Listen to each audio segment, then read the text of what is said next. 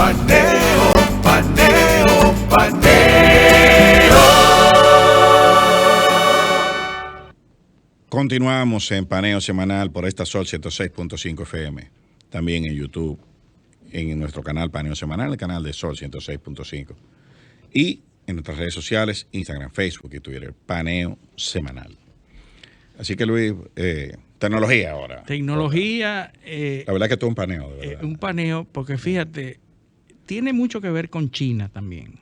Porque hay dos aspectos interesantes que China se ha puesto delante y ha sido visionario en lo que está pasando con el uso de las tecnologías y el uso de las redes sociales.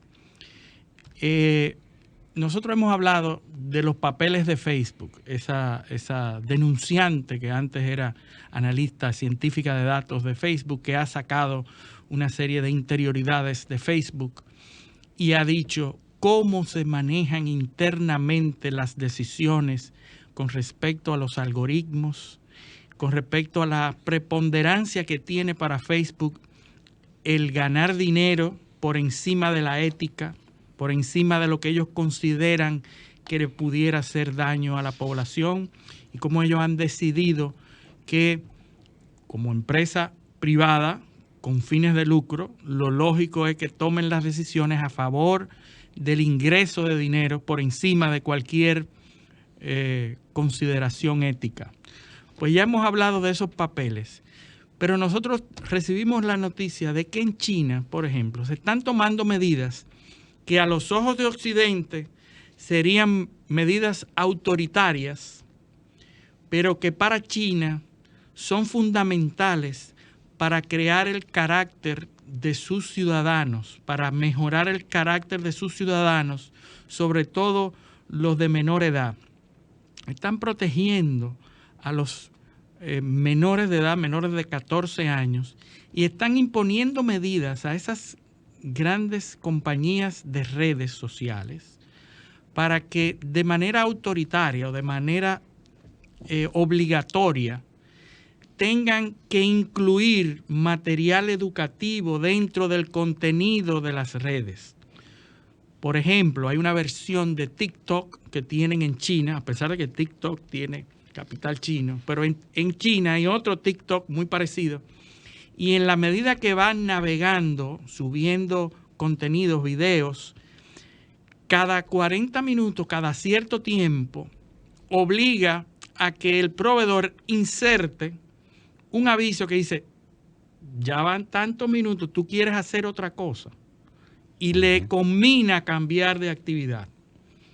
Eso en una empresa con fines de lucro sería inaudito. O sea, claro. No, yo lo que quiero es que sigan. De la economía, que vive de la economía de la atención, de que se queden pegados. Que se queden ahí. Pero China ha obligado a los proveedores a que inserten un timer, una especie de, espérate, ya tiene mucho tiempo navegando, quieres hacer otra cosa. Pero no se queda ahí. También China obliga a introducir contenido de museos, contenido de patriótico, contenido de informaciones patrióticas históricas, contenidos de experimentos científicos. Es decir, que dentro de todo el contenido que se produce por redes en toda la plataforma, los proveedores tienen la obligación de insertar contenido educativo, obligando a que esa persona que está navegando también consuma contenido educativo. Fíjate cómo han pensado en el detrimento que el uso masivo y perpetuo de estas aplicaciones, el daño que pudiera ocasionar en una persona, China lo está contraponiendo, lo está compensando con contenido educativo que llama a que la persona, que los jóvenes también vean otra cosa educativa. Pero no se queda ahí tampoco. En China están conscientes de la vulnerabilidad que representa el uso de las redes sociales a través del adoctrinamiento.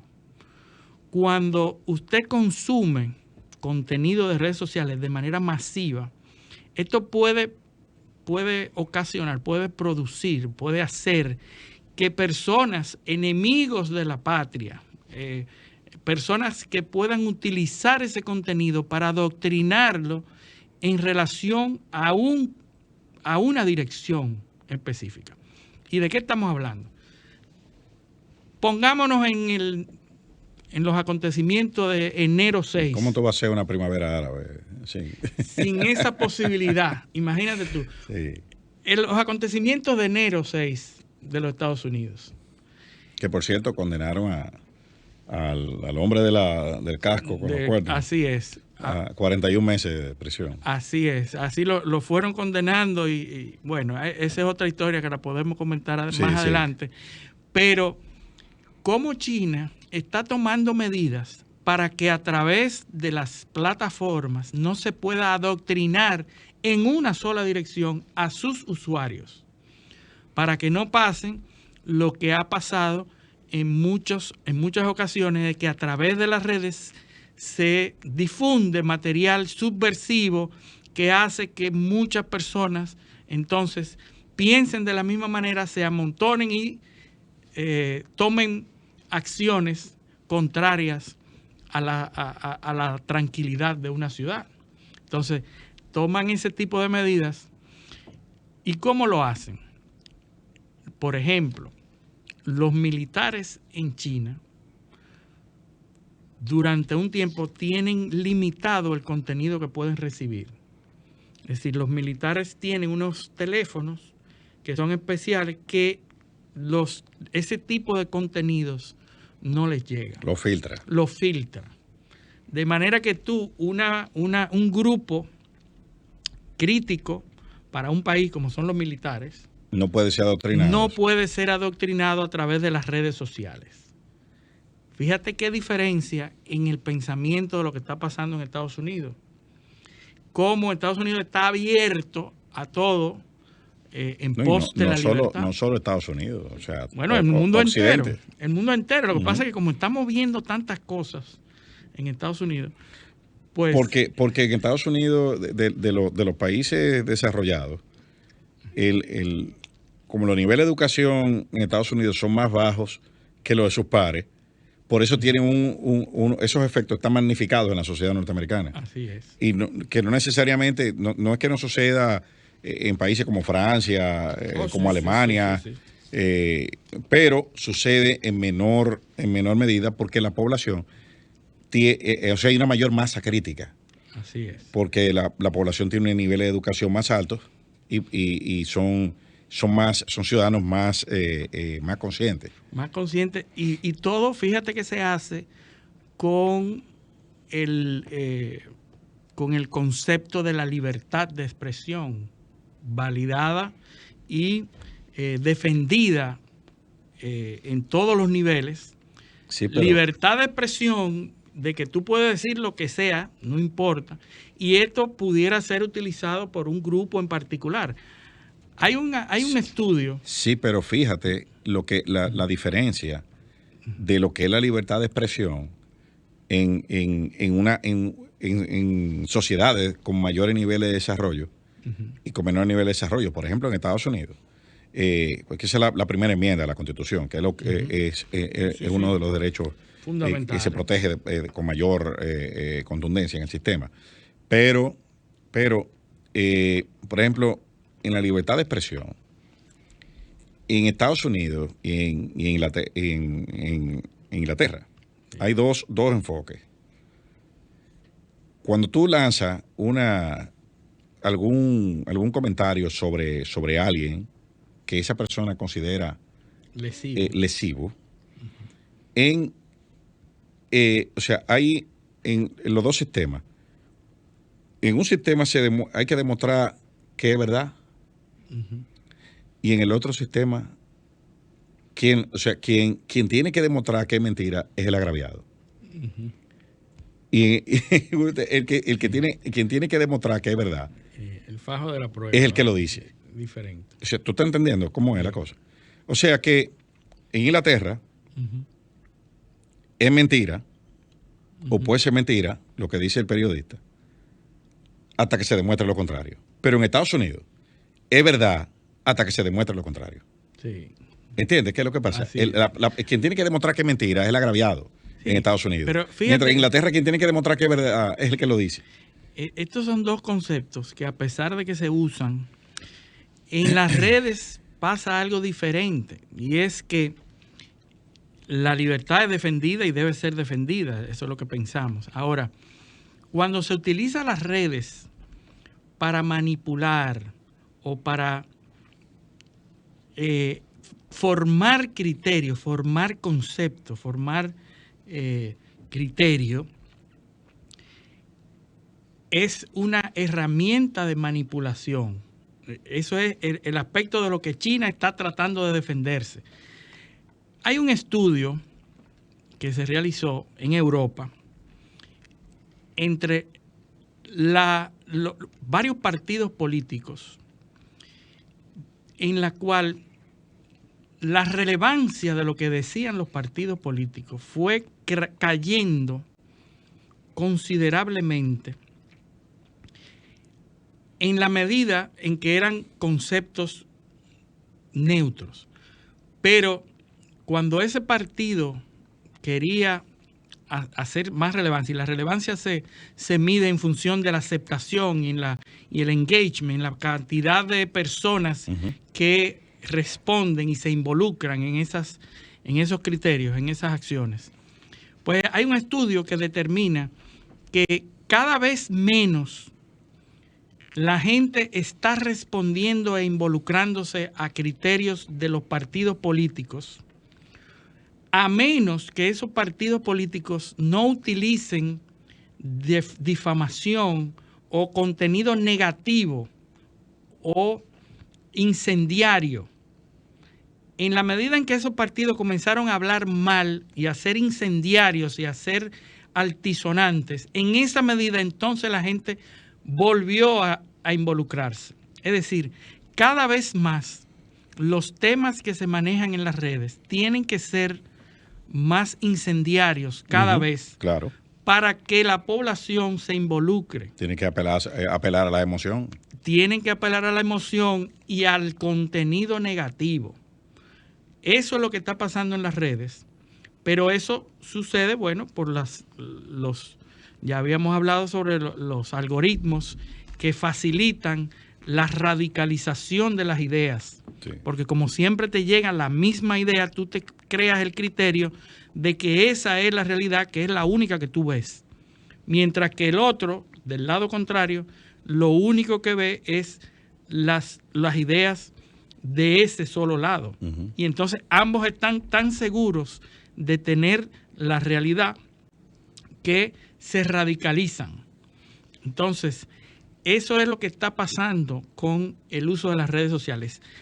Las guerras entre grandes potencias se realizaban en el plano físico. Los océanos eran barreras protectoras de esos países. Ya el los Internet. Océanos. Entonces, si tú querías encabezar o iniciar una campaña en contra de un país, tenía que pasar un océano, tenía que pasar una frontera. Y en eso el otro se preparaba. Y en eso pasaba. Ahora las incursiones militares están en las redes automáticamente y rápido. Es decir, que el día en que un país comience, que eso hay gente que habla de que ya está sucediendo, y lo demuestran los casos de Rusia, etcétera. Cuando un país necesita influenciar o atacar la posición de otro país, lo único que tiene que hacer es una campaña a través de las redes y atacar la posición que más le convenga a ese país. En Estados Unidos se demostró cómo tú puedes... La trama rusa. La trama rusa y además internamente, no solo en Estados Unidos, también en Inglaterra con el tema del Brexit, con Cambridge Analytics. Correcto. Cómo tú puedes manipular la opinión. A través de una campaña. A través de campañas dirigidas específicamente a determinado público, que a su vez se vuelven en caja de resonancia. Que es ya una incursión casi militar. Eso equivale a una incursión. Sí, claro, cuando un Estado patrocina eso Correcto. para influir en la decisión que más le conviene. No, en el comportamiento político de una determinada sociedad, de un Estado que se supone que es rival, entonces ya ahí se convierte en una acción militar. Por supuesto, por supuesto. Entonces, eso es lo que China está haciendo, poniéndose delante, visionando y tomando las medidas. Otra de las cosas que China está haciendo es el desarrollo de la computación cuántica. Muchos han oído hablar de la computadora cuántica y qué es esto y la cuántica. Pues esto, para no entrar en muchos detalles, es una computadora que multiplica por cientos de millones de veces la capacidad de procesamiento de una computadora normal. Una computadora binaria, que es la que nosotros tenemos, que es binaria porque se maneja en un lenguaje binario, versus una computadora que se maneja en un lenguaje cuántico, está en capacidad de procesar millones y millones y millones de veces la capacidad de una computadora binaria. O sea, una computadora cuántica puede... Ahora, ¿qué pasa con esto? Que todas las medidas de seguridad que nosotros tenemos hoy están diseñadas para computadoras binarias. Están diseñadas para computadoras binarias, para computadoras tradicionales. Quiere decir que cuando nosotros hablamos de una encriptación, cuando manejamos páginas, passwords, conexiones en Internet, lo estamos haciendo bajo la premisa de que el contenido está encriptado a lo sumo en 1086 bits, 256, 1080 bits, lo que haría que la mayor computadora del mundo se tardara años en desencriptar o en tratar los posibles códigos, las posibles combinaciones. Si se tarda años, pues es seguro. ¿Por qué? Porque nadie puede hacer una operación que se tarda años para lograr entrar a romper una medida de seguridad de una computadora. Entonces es seguro por eso, porque la mayor computadora se tomaría mucho tiempo. Pero ¿qué pasa? Que la mayor capacidad, la mayor seguridad que hoy tiene cualquier computadora se puede desencriptar en minutos o en menos de un minuto en una computadora cuántica. ¿Qué quiere decir? Que el que tenga una computadora cuántica, el Estado que primero desarrolle una computadora cuántica ¿Y va a tener... ¿Qué tan lejos estamos de eso, Luis? Bueno, ya quienes están a la delantera de eso son Google, por su lado, que tiene y ha hablado de que ya está cerca, que ya tiene modelos hechos de computadora cuántica. Y adivinen qué otro país tiene una computadora cuántica. China. Me imagino que China. China acaba de hablar de que tiene desarrollado ya el modelo para una computadora cuántica que dice que es millones de veces más rápida que la que Google está desarrollando. O sea, ya China dijo, la que Google tiene, nosotros le ganamos millones de veces más rápida que la que tiene Google. Pero la que tiene Google la tiene una empresa privada. Aquella la tiene el gobierno. Aquella la tiene el gobierno porque las empresas... Pero vamos a ver una cosa. O sea, Google es una empresa privada, pero tú puedes estar seguro que ahí hay dinero del DARPA. Así es, pero... Porque eso se está haciendo con dinero público. Y siempre es así, Eliseo. El asunto es que cuando un país lo toma, Google quizás tenga restricciones para el uso de esas tecnologías y que el gobierno puede emitir, pero Google la va a vender y va a poder ser dueño de eso. Mientras que en el caso de China... El gobierno americano que le pagó, le dio para desarrollarla, va a tener que comprarle. Va a tener que comprarla. La tecnología cuando ellos la desarrollen. Así es. Ahí habla el gobierno norteamericano que acaba de cambiar unos proveedores para un gobierno que se llama JEDI, un proyecto del DOD, del Departamento de Defensa.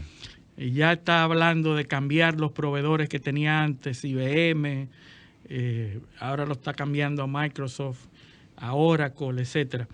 Es decir, son suplidores comerciales que tienen a su cargo la defensa de la seguridad de los Estados Unidos en el caso de China, China es que tiene parte dueña de las empresas que están desarrollando esa computadora. Entonces, fíjense, lo que queremos decir aquí es que China está por delante de lo que está pasando en todo Occidente, porque está visionando, está haciéndolo adelante, está haciendo su tarea. Bueno, Primero. lo que pasa es que ahí hay una voluntad de Estado que se manifiesta a través de diversos instrumentos. En este caso es un partido, que es el Partido Comunista, donde está la política de desarrollo. En ese informe que leímos hace un ratito, está la visión hacia el año 2049. Sí. Para dónde ellos van. Primero, un documento lo pueden buscar en internet. Sí. Es un documento bastante extenso que hace un recuento de todo lo que han sido estos 100 años del partido, todo lo que ha pasado, todos los eventos que han transcurrido después de eso. Estamos hablando de la Segunda Guerra Mundial, estamos hablando de eventos, o sea, la guerra en el Pacífico, que es un desprendimiento de la Segunda Guerra Mundial. Estamos hablando de Vietnam, estamos hablando del conflicto de Corea, todas las cosas que en el entorno de China se han dado, la inestabilidad política de Filipinas en un momento X, el genocidio de Camboya. O sea, toda esa región, todo lo que ha sucedido en esa región y cómo los demás conflictos que se dan muy lejos de ahí han afectado los temas de seguridad, los temas de terrorismo, los problemas de secesión que los chinos han enfrentado con los uigur, el tema de la zona de conflicto que tienen los chinos. Bueno, el asunto es que los chinos programan, prevén y piensan a largo plazo. ¿Cómo ha sido el proceso de integración de Taiwán? Digo, de Hong Kong, perdón. De Hong Kong. De Macao, porque eso es por etapa. La gente cree que eso es algo loco. Poco a poco, pero a visión a largo plazo. Eso es poco a poco. Y entonces el desarrollo de todo este tipo de tecnología y la incorporación de esa tecnología a los temas de defensa y el mezclar al ejército con la sociedad, porque eso es lo que dice el Congreso. O sea, aquí el ejército somos todos ya. El ejército es parte de la sociedad. El Partido Comunista está compuesto por el 18% de la población mundial. Oye eso. O sea, miembros del Partido Comunista. La población Comunista, china, tú dices. No, de la población mundial. O sea, 1000... Mira, este es un dato interesante que nosotros vimos. Son tanto los chinos, porque la mayoría de los chinos son parte del Partido Comunista. Claro. La mayoría. Y el que no le simpatiza. Y la población china es parte grande de la población mundial. Sí, claro. La mayor parte de la población son mundial. 7 mil millones la población mundial. Y entonces los chinos son parte de eso. Los chinos son 20% de la población mundial. 20%. Sí. Por ahí. Sí. Y el 80% y de los chinos son parte del Partido Comunista. Sí. Sí, mira, es un buen para que tú tengas parámetro. una idea de la influencia en términos poblacionales que tiene China. China piensa en grande y a largo plazo. No, y es un pensamiento unitario. Completamente, o sea, no hay disensión. Esto lo que busca es una uniformidad conceptual. Vamos a trabajar de este lado. Pero ellos dicen en este sentido, que es democracia, porque dentro del partido se deciden las cosas democráticamente. Bueno, pero eso... pero respetando a los líderes. Lo que pasa es que lo que nosotros tenemos tampoco es democracia. No, esos son conceptos diferentes. O sea, la democracia griega y después romana, eso fíjate que como sistema de gobierno, la democracia desaparece, en teoría, o la democracia teórica, o algún concepto de democracia, desaparece cuando cae el Imperio Romano, 458. Eran conceptos muy diferentes. Y luego de eso reaparece de nuevo como sistema en la Revolución Francesa. Sí. ¿Entiendes? O sea, eso mucha la sangre que tuvo que correr. Pero fíjate, Eliseo, la democracia del del siglo pasado en Estados Unidos, vamos a poner Estados Unidos como panacea de la democracia. La democracia de hace 50 años en Estados Unidos era diferente a la de ahora. Totalmente diferente. Es más, la de 20 Y la años. democracia- y la la de de- los 70 era diferente a la democracia que hay hoy. Y la democracia en